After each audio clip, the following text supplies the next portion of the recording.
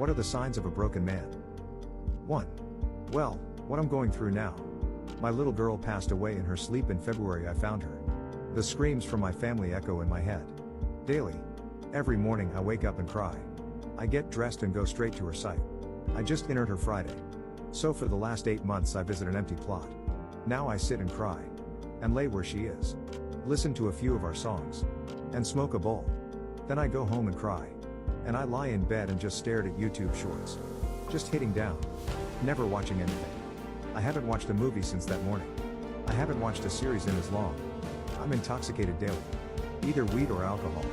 Early this year I stopped caring at all and actively searched for dirty drugs from shady people. That didn't work. I'm trying this in front of her headstone now. I'm not a person anymore. 2. You can see the pain in the eyes. Always tired and unmotivated.